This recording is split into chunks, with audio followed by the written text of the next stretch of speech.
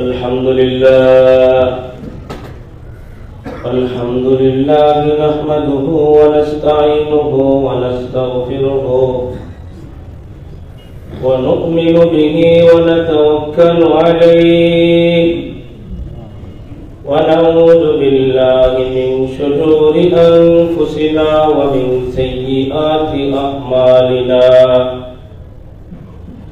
من يهده الله فلا مضل له ومن يضلله فلا هادي له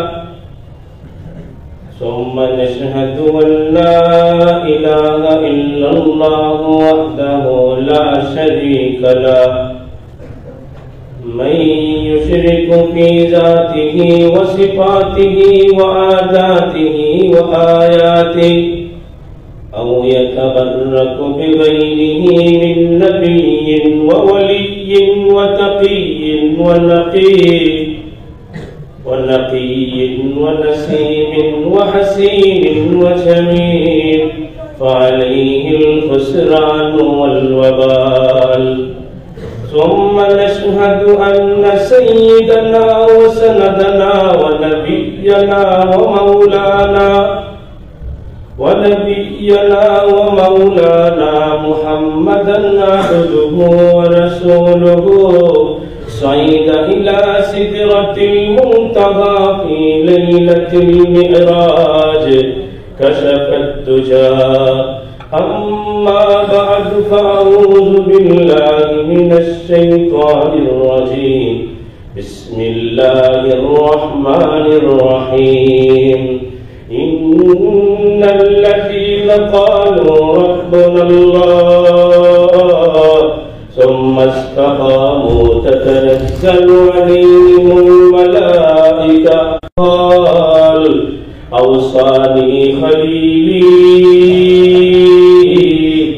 صلى الله عليه وسلم ألا تشرك بالله شيئا ولا تترك صلاة مكتوبة متعمدا من تركها متعمدا فقد برئت منه الذمة ولا تشرب الخمر فإنه مفتاح كل شر صدق الله مولانا العظيم وصدق رسوله النبي الكريم ونحن على ذلك لمن الشاهدين والشاكرين رسول নবীর বাবা হযরত আদম আলাইহিস সালাতু ওয়াস সালাম ভূতত্ত্ববিদ বলেন যারা মাটি নিয়ে গবেষণা করেন তারা বলেন এই পৃথিবীতে সর্বপ্রথম মানুষ কখন আসলো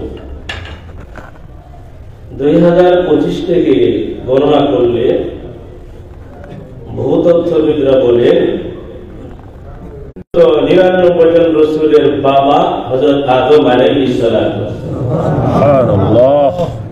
এই পৃথিবীর একমাত্র প্রাচীন ধর্ম, এই পৃথিবীর একমাত্র সনাতন ধর্ম, এই পৃথিবীর একমাত্র পালনীয়, যেগুলো করার করণীয়, যেগুলো বর্জন করার বর্জনীয়, যে ধর্মে পাওয়া যায় সেটা একমাত্র কোন ধর্ম?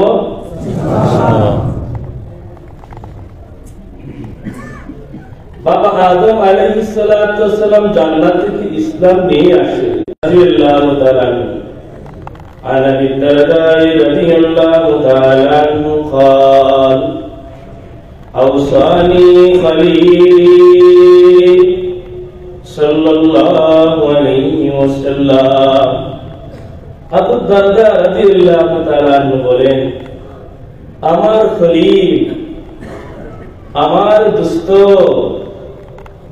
মা আমেনার কলিজার টুকরা বাবা আব্দুল্লাহর তিন সন্তান, হারামাইন শরীফের বাদশাহ, আকায়ে নামদার তাজদারে মদিনা মুহাম্মদুর রাসূলুল্লাহ সাল্লাল্লাহু আলাইহি ওয়াসাল্লাম আমার খলিল, আমার দোস্ত। এই জন্য সবাই বলি ওগো নবীজি, বলেন সবাই ওগো নবীজি, জান্নাতে হতে চায় আপনার সঙ্গী। আই আল্লাহ আপনি কবুল করে, আমিন। আবু দারদা রাদিয়াল্লাহু তাআলা আনহু বলেন, আমার খলিল, আমার দোস্ত, যেই দোস্ত না এলে আদম নবী আসতেন না, যেই দোস্ত না এলে 1,23,999 জন রাসূল আর নবীকে পাঠানো হইতো না, যেই দোস্ত না এলে 7 আসমান 7 জমিন বানানো হতো না, যেই দোস্ত না এলে পাগলা মসজিদে আমরা জুমার দিন বয়ান শুনতে পারতাম না। ওই দুস্থই হইলেন পৃথিবীর এই মুহূর্তে 40 লক্ষ মসজিদের মিম্বার থেকে খতিবগণ যেই দুস্থের নাম নেন তিনি হইলেন মুহাম্মাদুর রাসূলুল্লাহ সাল্লাল্লাহু আলাইহি ওয়াসাল্লাম।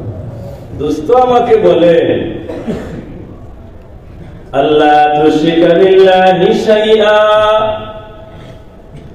ওয়া ইন তুতি'তা আও হুররিতা। সাহাবী আবু দারদা, দুনিয়াতে চলবা 50, 60, 70 বছর জীবনে কোনদিন আল্লাহর সাথে কাউকে 25-এর বান্দা খোদার করো রান্না, তোমরা মাত্র হইলা 3.5 হাত লম্বা, আমি আমার হাতে কয়েক লম্বা। আর আদম আলাইহিস সালাতু ওয়াস সালাম ছিলেন নবীজি বলেন 60 হাত লম্বা। এই আদম আলাইহিস সালাতু ওয়াস সালাম যদি কবর থেকে জীবিত হয়ে আসলে চিন্তা করে, আমার নাতি পুতিরা পাগলা মসজিদ দেখতে যায়, আচ্ছা আমি একটু দেখতে আইছি কেমন। এই আদম আলাইহিস সালাম জীবিত হয়ে যদি পাগলা মসজিদের রাস্তা দিয়ে হাইটে হাইটে আসে, কারণ তাদের মধ্যে কাজ লাগবে কিনা বলেন? আল্লাহ আল্লাহ আল্লাহ আল্লাহ আল্লাহ, মুখটা বলে আল্লাহ আল্লাহ। তো বাদশাহ রাজ্যের ভিতরে এক যুবক, সে কি করে, ইন্নাহু ইউবরিউল আকমাহা ওয়াল আবরাসা ওয়া ইউদাবি সাইরাল আদওয়িয়া। হাদিসের শব্দ, ওই যুগের যুবক কি করে বলে, জন্মান্ধ রোগী তার সামনে যদি আসে, কুষ্ঠ রোগী তার সামনে যদি আসে, যে কোনো প্রকারের রোগী তার সামনে যদি আসে, ঈমানওয়ালা যুবক সে একটু টাচ লাগায় দেয়, টাচ লাগায় মাত্রই জন্মান্ধ রোগী ভালো হয়ে যায়। কুষ্ঠ রোগীর গায়ে হাত লাগানো হয়, তার কুষ্ঠ রোগ দূর হয়ে যায়। এই জন্য পাগলা মসজিদে আমরা যারা আসি, পাগলা মসজিদ আমাদেরকে সন্তান দেয় না পাগলা মসজিদের রব আমাদেরকে সন্তান দেয়?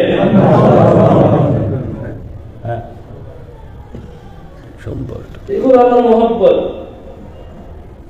এক পাগল এখানে থাকতেন, আল্লাহর জিকির করতেন,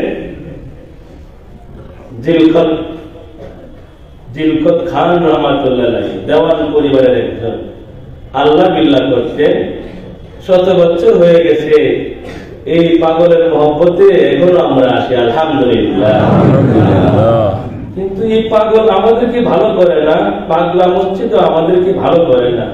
যদি কেউ মনে করে পাগলা মসজিদ আমাদেরকে ভালো করে, বরং পাগলা মসজিদ তারা আরো পাগল বানায় দিব। এই জন্য পাগলা মসজিদ ভালো করে না, ভালো করার মালিক কে? আল্লাহ। পাগলা মসজিদের রব তিনি কে? আল্লাহ। যুবক শুনতে পাইল বাদশাহ পিএস, এই জন্য বাদশাহ হওয়া, প্রধানমন্ত্রী হওয়া, রাষ্ট্রপতি হওয়া এগুলো ইসলামে আছে। আমাদের জানা আছে যে যুবক যদি যৌবন বয়সে যদি আল্লাহ বিল্লাহ করে, আমার আল্লাহ তাকে আরশে আজিমের নিচে যে ছায়া আছে, এই ছায়ার নিচে আল্লাহ বসায়া দিবেন। হাদিসের মধ্যে সেটা আছে, ইমামুন আদিলুন, ন্যায়পরায়ণ বাদশা। দেশ চালাইতে গিয়ে কোরআনের বাইরে যায় না।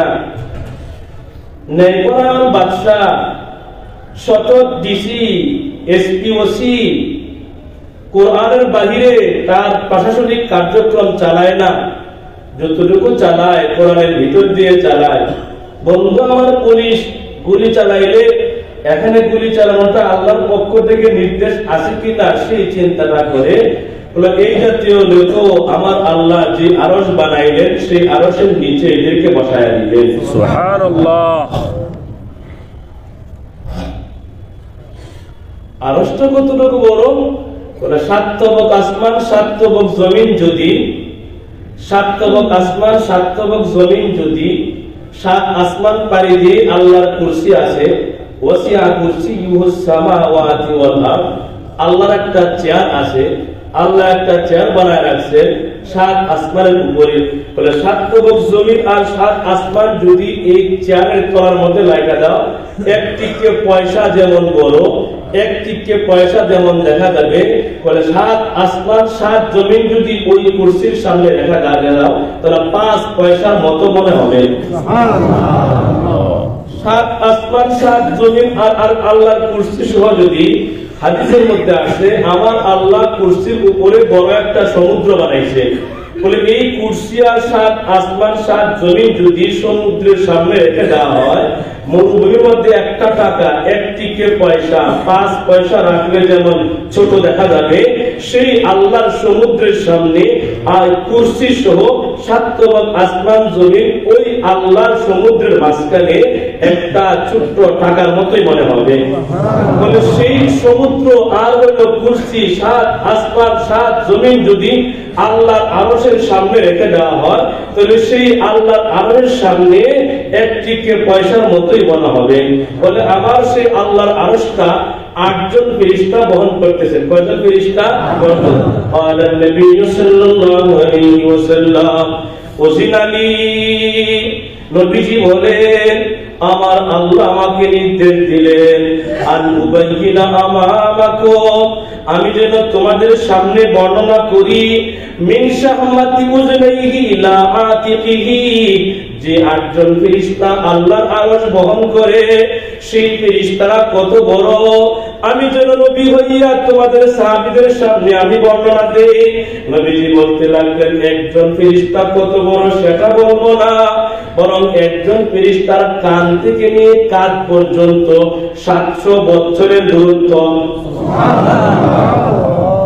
ওই ফেরেশতার কান থেকে নিয়ে কাঁধ পর্যন্ত 700 বছরের দূরত্ব হয়, তাহলে সেই ফেরেশতা কত বড়, 8 জন ফেরেশতা কত বড়, ওই 8 জন ফেরেশতা আল্লাহর আরশ বহন করতে, সেই আরশ কত বড়, যে আরশের মধ্যে আল্লাহর রহমত, সেই রহমত কত বড়, তিনি হলেন লা ইলাহা ইল্লাল্লাহ।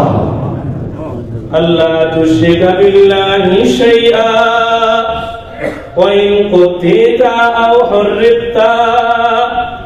আমার আল্লাহ এত বড়, এই আল্লাহর সাথে তুমি কি করে শিরক করো। ইয়া আইয়ুহাল ইনসান মা গাররাকা বিরাব্বিকাল কারীম, আয় 3.5 লাখ মানুষ, তোমার কোন দিন হবে হুঁশ, তোমাকে তোমার আল্লাহর বিষয়ে কে ধোঁকা দিল। বাদশার কানে চলে গেল অমুক যুবক জন্মান্ধ কুষ্ঠরোগীকে ভালো করেছে। শুনতে শুনতে এই খবর চলে গেল তৎকালীন সময়ের বাদশার যে এমপি মন্ত্রী, একজন মন্ত্রী, উনিও 2 চোখে দেখে না, অন্ধ মানুষ, শুনে আসছে এমন এই বৎস আনা উতিকা হাদায়া কাসীরা, আমি তোমাকে এত বড় বড় হাতিয়ার পুতলা আনছি, এই পুতলাগুলো আমি তোমাকে দেব। আমি শুনতে পাইছি ইন্নাকা তাশফি মারিদা, তুমি নাকি রোগী লোককে ভালো করো। তখন যুবক বলে মা আনা আশফি আহাদা, আমি কোন রোগীকে ভালো করি না, ইন্নামা ইয়াশফিহিল্লাহু আযজা ওয়া জাল্লা, রোগীকে ভালো করার মালিক কে? আল্লাহ।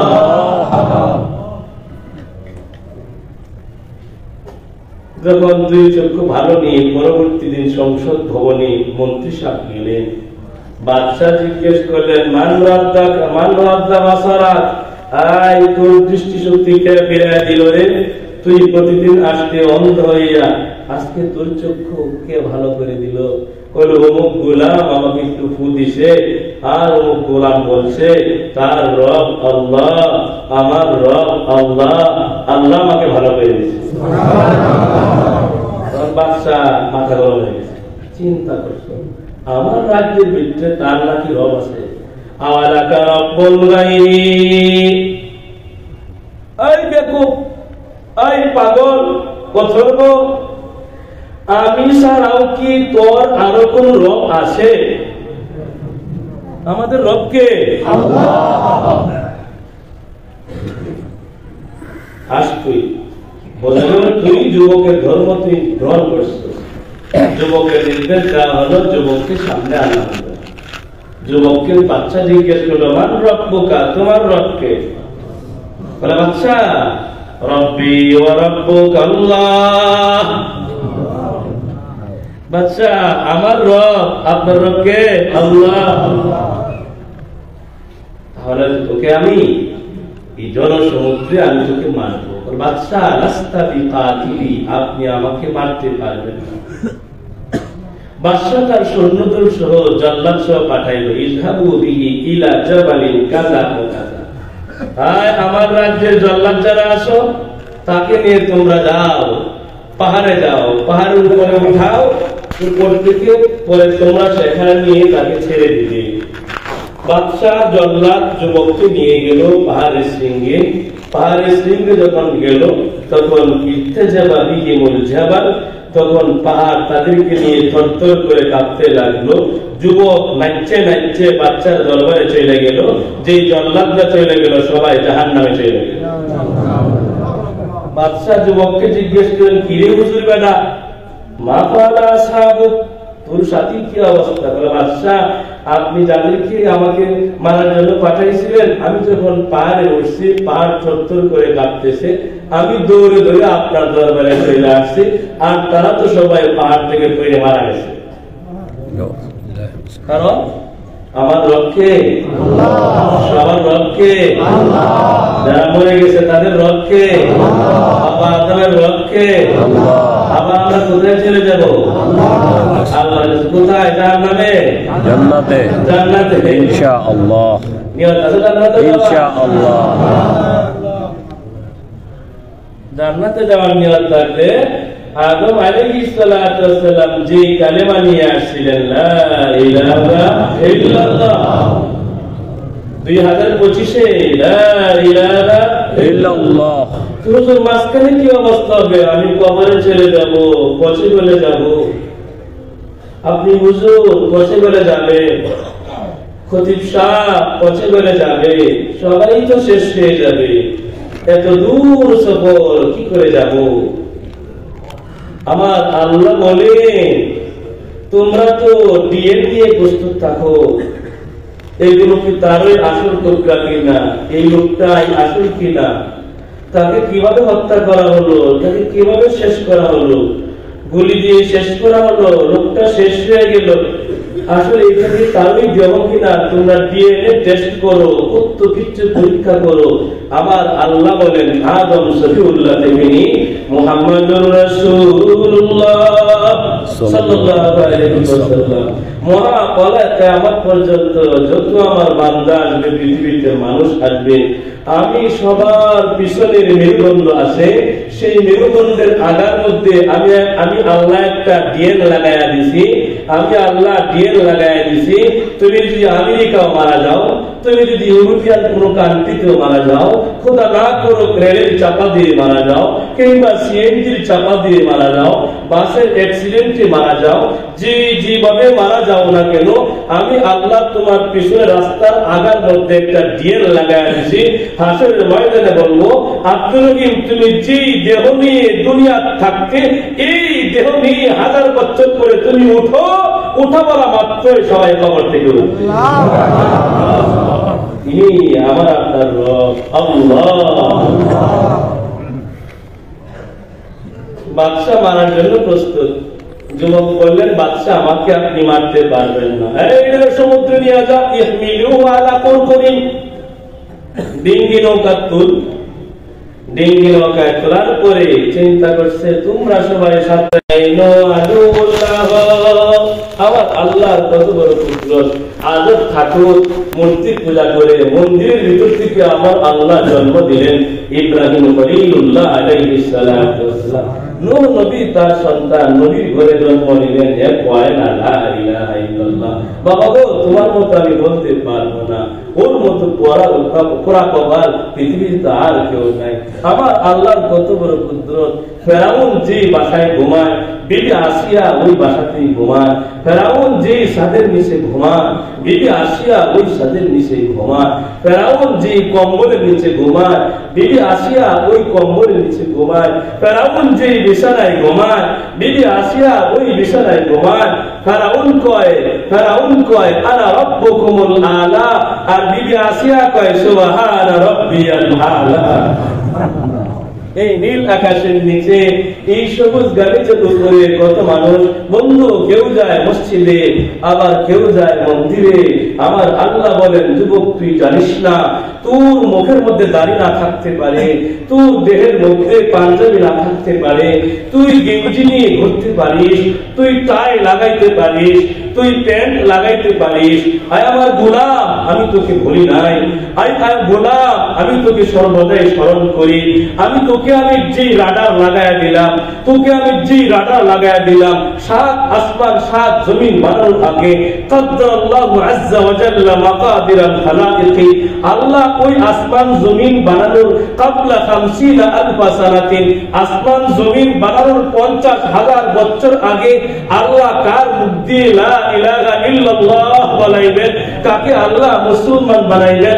সাত তবক আসমান জমিন বানানোর আগে আরো 50,000 বছর আগে আমার আল্লাহর লৌহে মাহফুজের নির্ধারণ, যা গোলাম যা 2025 তুই বলবে লা ইলাহা ইল্লাল্লাহ।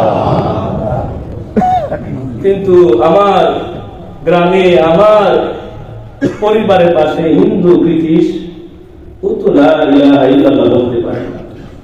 মুসলিম যুবক মনে করে তার বাবা মুসলমান, তার মা মুসলমান, তাই বলে সে ভাগ্যবান। যুবক, তুমি তোমার দয়ায় তুমি ইসলাম পাও নাই, তুমি তোমার দয়ায় ইসলাম পাও নাই। ইসলাম পাওয়া, ঈমান পাওয়া কার দয়া? আল্লাহর দয়া। আর যে ব্রিটিশ সন্দেশ, ওকে তো আল্লাহ বানিয়েছে, কিন্তু ও জন্মসূত্রে পরীক্ষা করে গেছে। তার বাবা মা সীতারানী আর বাবা নারায়ণ জন্মসূত্রে দেখছে হিন্দু ফ্যামিলিতে তার জন্ম। মুসলিম যুবক তো বলতে পারে লা ইলাহা ইল্লাল্লাহ। হিন্দু বন্ধু আবার মুসলমানের কত মসজিদের পাশে পাশে এসে একবার বলতে চায় যে উলামায়ে কেরাম বুঝান, দিন নাকি একটাই, রব নাকি একজন, নবী নাকি মুহাম্মাদুর রাসূলুল্লাহ সাল্লাল্লাহু আলাইহি ওয়াসাল্লাম। বন্ধু আমার বলতে পারে না। যদি আল্লাহ বলে বাবা তাকে ধমকায়া ঘর থেকে বের করে দিলে, মা তাকে ঝাড়ু কাটা করে ঘর থেকে বের করে দিলে, কিন্তু সে বলতে পারে না লা ইলাহা ইল্লাল্লাহ। এই যুবক, তোমার চেয়ে নিমক খারাপ পৃথিবীতে আর কেউ না।